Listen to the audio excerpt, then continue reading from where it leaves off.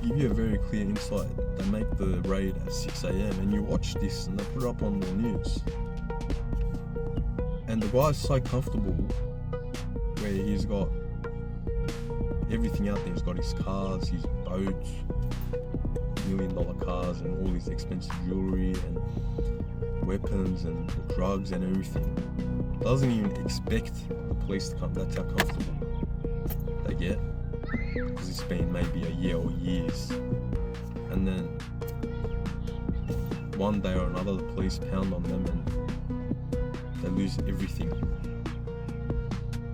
And they've got enough evidence to put them away for life. So, besides the point of this whole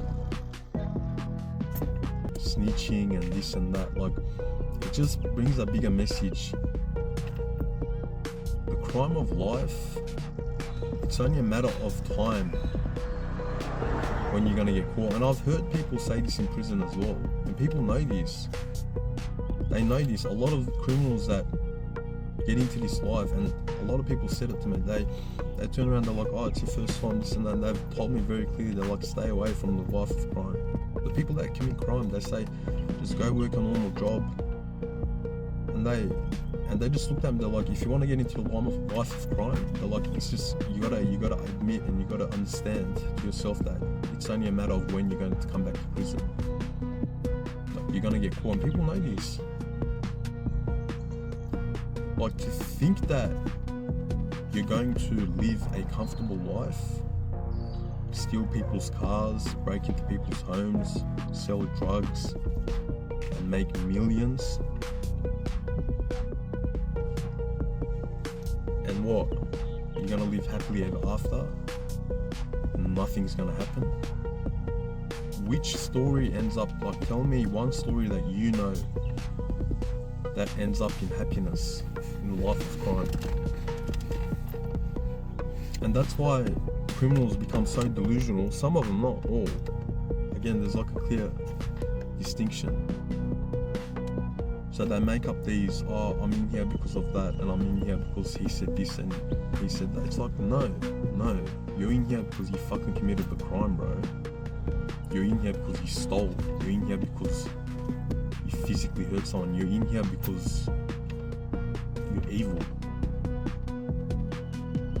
And you see that in prison. I've seen it as well, where people just refuse to take accountability of their action. And it's generally the people that have been there more than once, and they've just become a loop in the system. They'll get released, 6 months later they come back in. And it's like, oh, but this happened and that happened and this person gave my name and this. It's like, no. You were released back into community and you clearly committed the crimes. And you talk about brotherhood, and that's another thing as well, this whole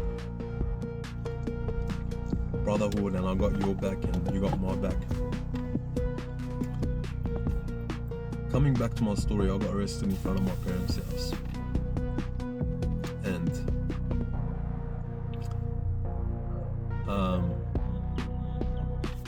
they threw me in the back of the police car and away I went. Right? And I might do a few episodes on this because there's a lot to talk about. And I'll get into the details of it, but the idea of brotherhood, what brotherhood are you talking about? The boys and I got your back and till life do us apart. 4 months was enough for me to see that people will sell you out for a cup of coffee in there, bro. For a cup of coffee. Because coffee is, the conditions there, you get $250 a month set. You can't go more than that. And even if so the first part of the prison, assessment prison, is where you're at, and the cells there are a lot smaller and not really built for long-term stay. but then you get moved to maximum. And I've been to maximum. Maximum is where all the heavies are, right? All in B grade, which is I guess you want to describe it, the lower,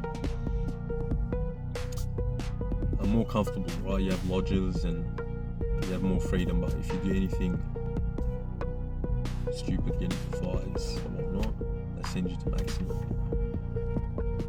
And you get $250 there. Doesn't matter how much money you have, it's $250 a month. And you realise, and I've seen this in there, people will sell you out for a packet of chips, for a cigarette, for a bottle of water, things that are worth dollars. And I've seen this and I'm like, wow, like, what brotherhood are you talking about? I've seen an example where someone left prison and they owed the other bloke like $500. $500, yeah, not a lot of money in Australia. As soon as he left, blocked the numbers because he was calling from inside the prison and whatnot, and just completely disappeared. Over $500 over a packet of coffee.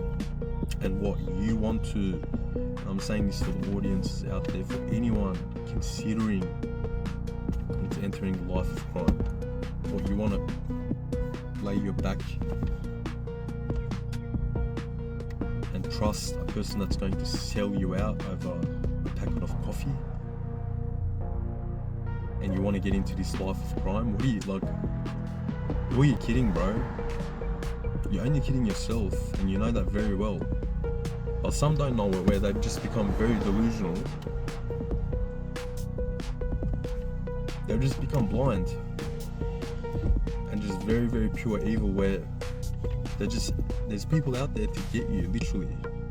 There's people out there that can understand, you know, they're sympathetic and whatnot.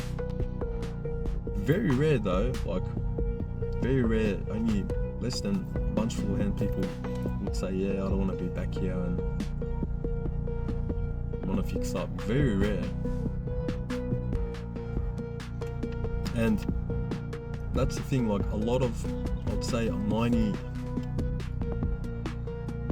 90% probably is there for like minor charges, in the sense where, again, it's not just to justify it, but it's the people that have been abandoned in a way where they have no family, you know, they don't have a house, so they're forced to, you know, do crime, and then their mental health isn't really the strongest because they've been abandoned by society, they've been left as an outcast. So there's that important part as well, right?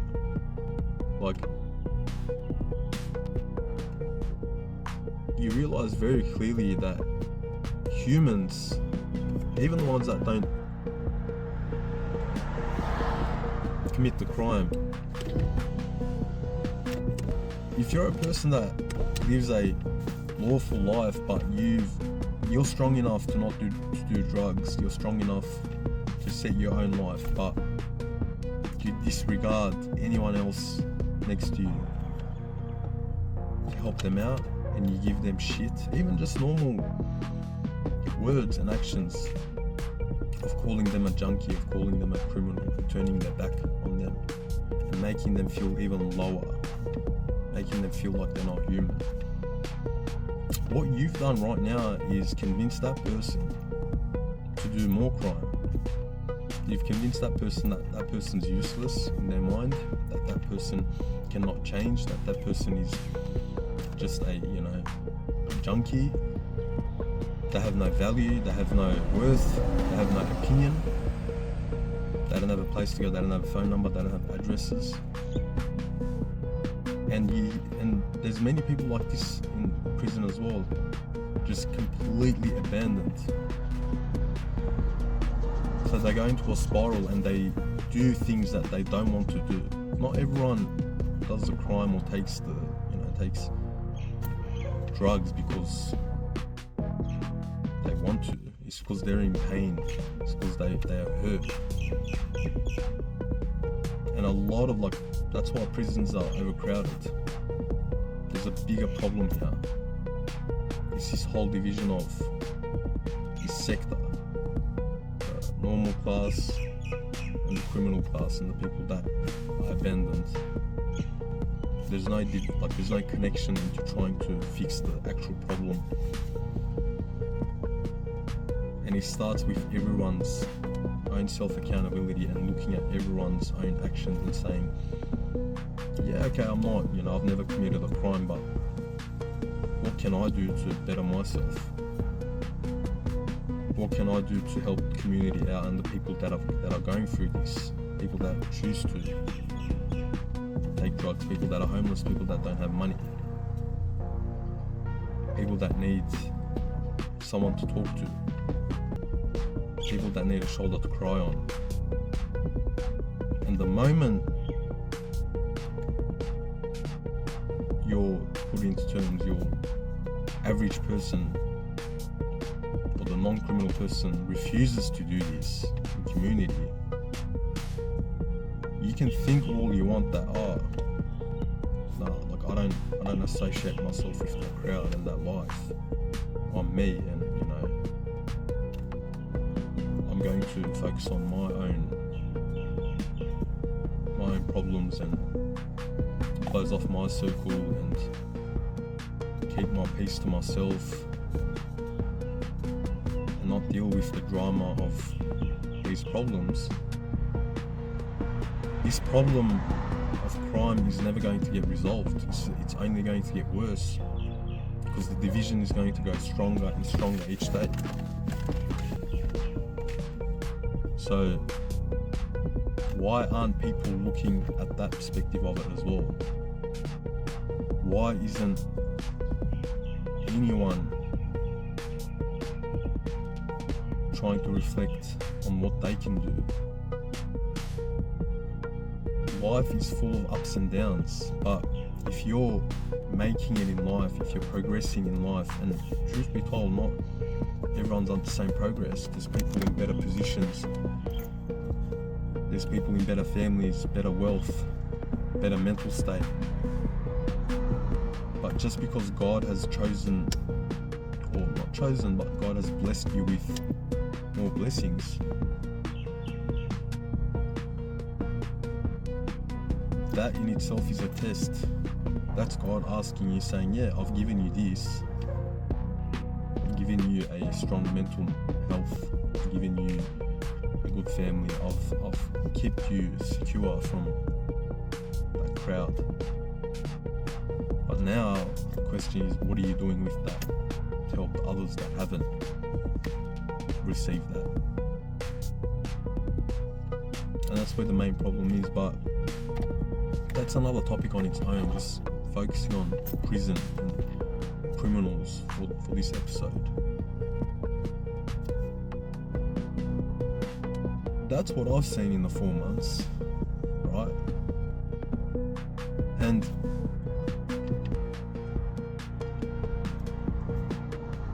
when you are associated with a group with no rules and laws, and when I mean laws, when I say laws, there's laws of life. It's not about the government, it's not about the police necessarily. It's laws of life, and the non-religious people, and my preach again is to all.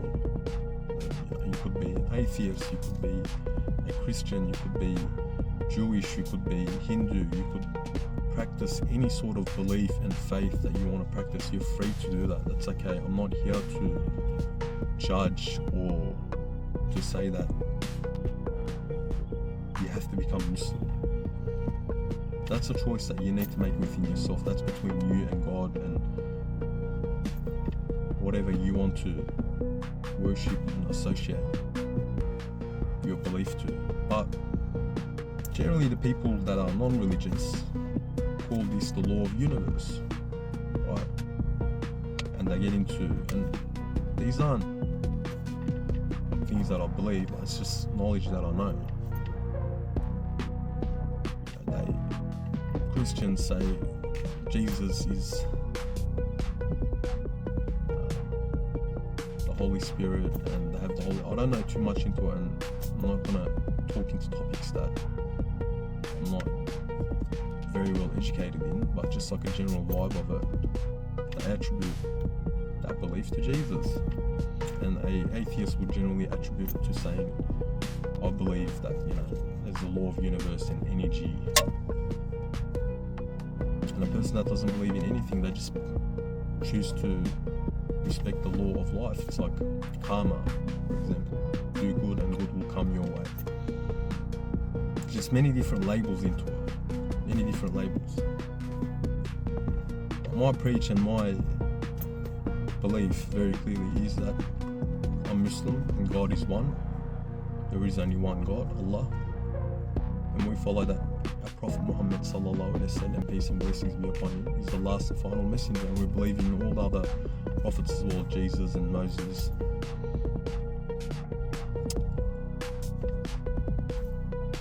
Again, just different categories and labels to put on it. I'm not here to argue or to debate what's wrong and right. Because you're not going to convert someone or reach someone through these arguments of trying to pinpoint, oh, you believe this, but this is correct and that's wrong. The laws, that's what I mean by law, the law of life, God's law. Right? There's clearly God's law above all, and then there's other laws as well. So you want to associate yourself, now you've found a crowd, right? And that's the thing that people don't understand. The crowd that you're in is very, very important. You want to bring, if you feel like committing a crime and you feel like you want to take drugs, and you get that person and put them with 10 other people that have the same ideology, what's going to happen? You're going to get 10 of them convincing each other that it's all good because they all have the same belief and ideology, and if anything, it's not going to stop at just taking that drug. It's going to go worse and worse because now you've combined all of them and put them into one place. And so the environment of that, like who you hang out with, is very important, and that's the thing that criminals don't understand. You are associating with people that are on the same mindset. Just the way you sit there and think, oh, if I don't want to get caught, I don't want to end up in prison. And you know the consequences that comes with it. And you know very well, a lot of people know this as well, and I've seen this very clearly in prison, a fight would break out. And there's like 400 people in the prison, bro.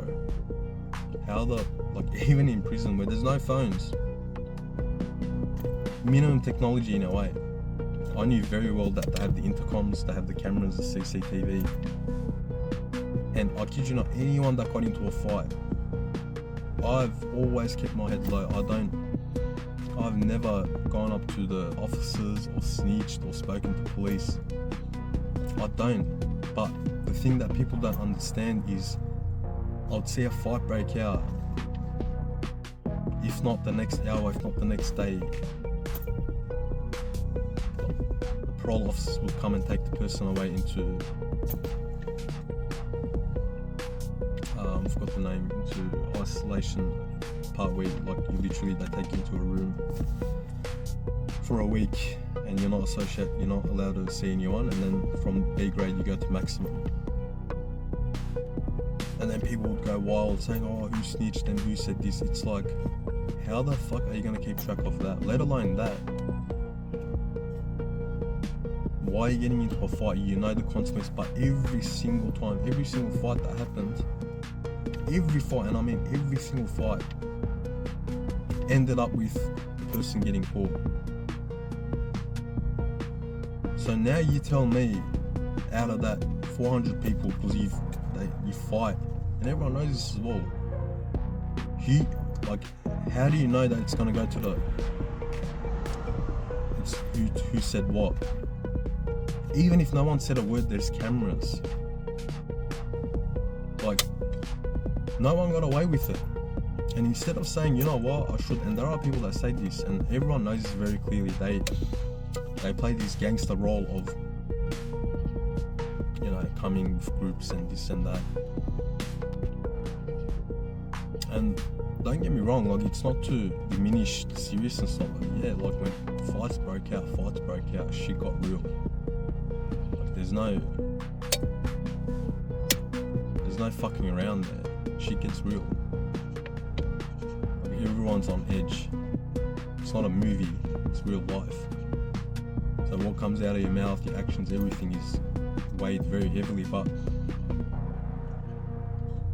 I talk on very sensitive topics and topics that people refuse to talk about, both in my, just the way I talk about it with my preach on religion and scholars and organisations, and I get into, and that's always been me. I talk on topics that are very sensitive, that people refuse to see, that make people uncomfortable, that pisses them off, because it's the truth, it's the raw truth and honesty in the bottom of all of this, and this is one of them. And I'll speak about it very clearly as well. Just because it's the life of criminals, I won't sit here and be like, oh, I should tread lightly and this and that.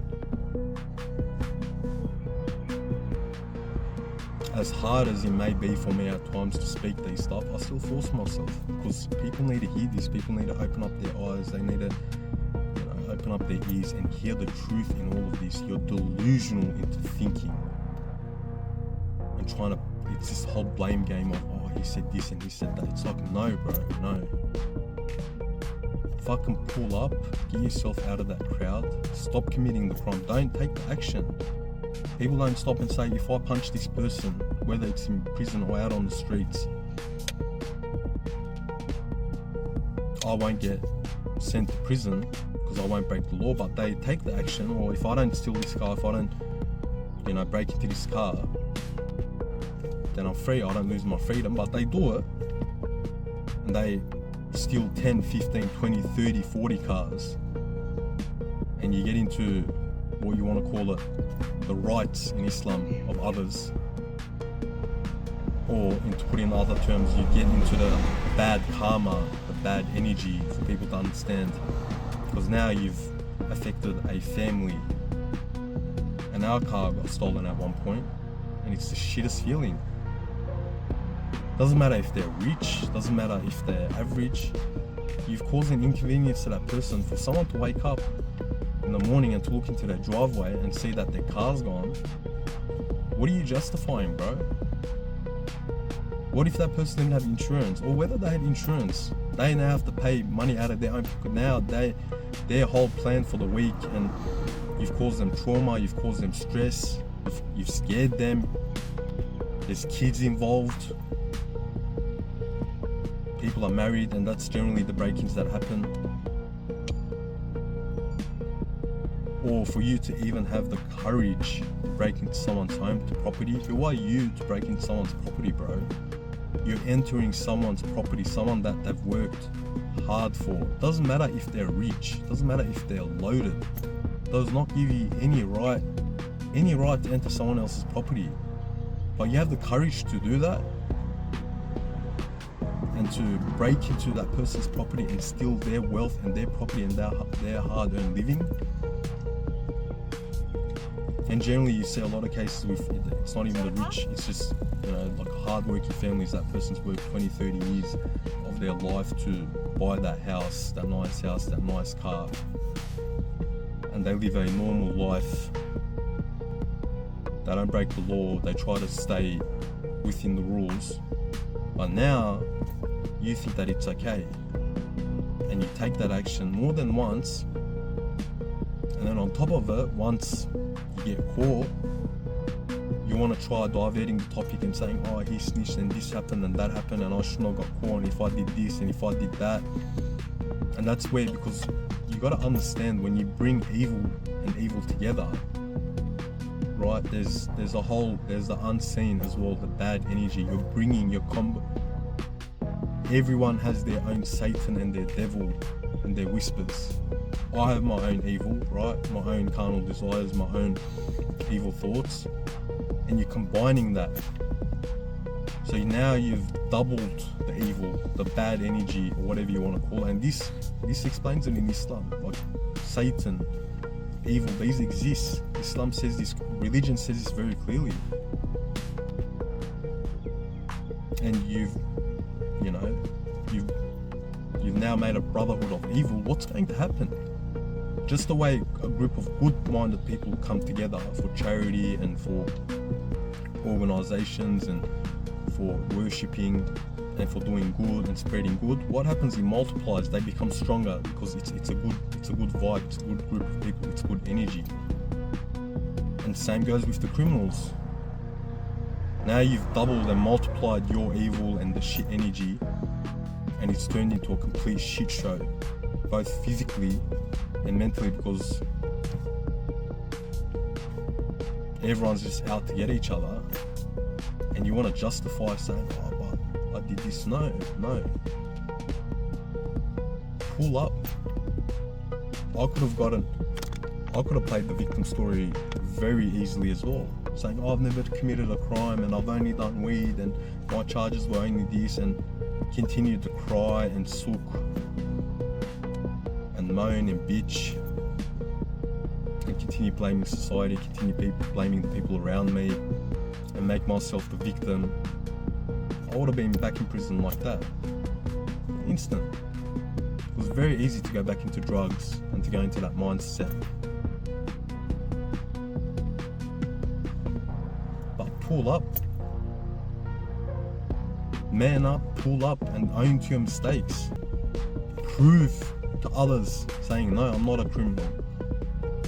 Make the change within yourself. Don't pick up the pipe, don't pick up the drugs, don't pick up weed and ice and whatever drug it is, because you know the consequence. If you fell down, don't do it.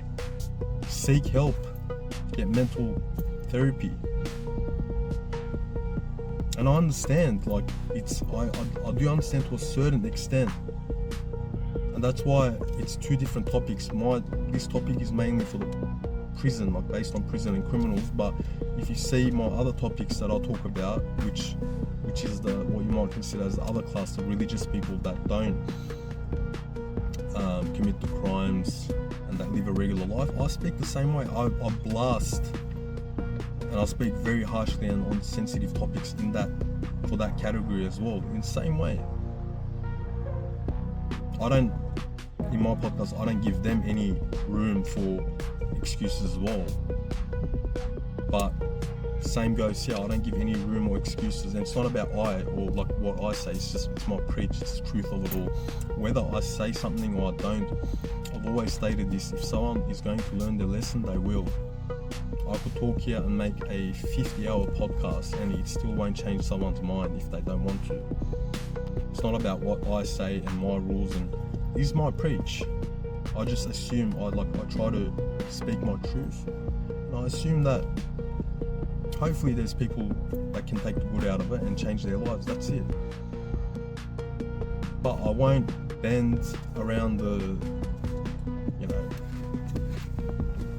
bush and sugarcoat it and try hiding the plain truth. Pull up.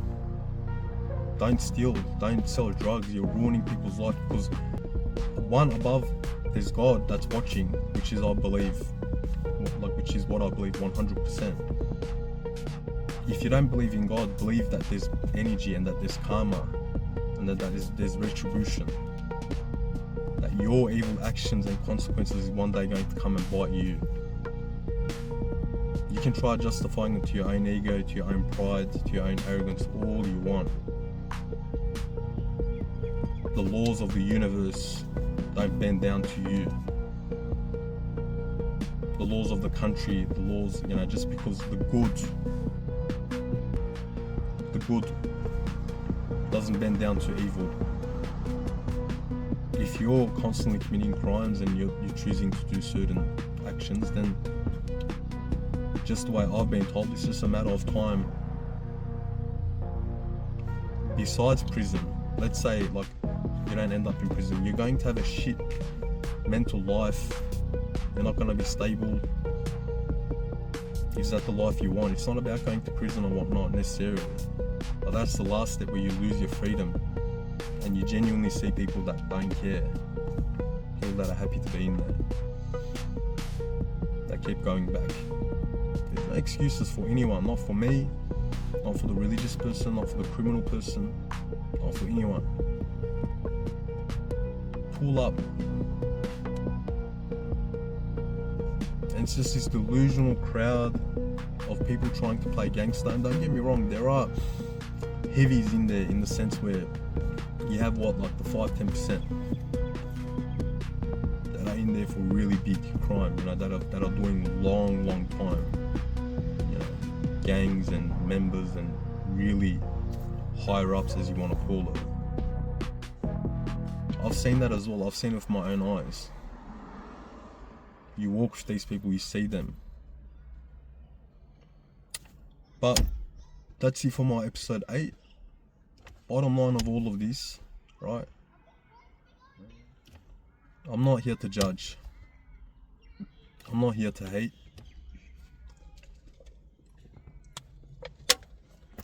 I'm not here to discriminate. I'm here to help.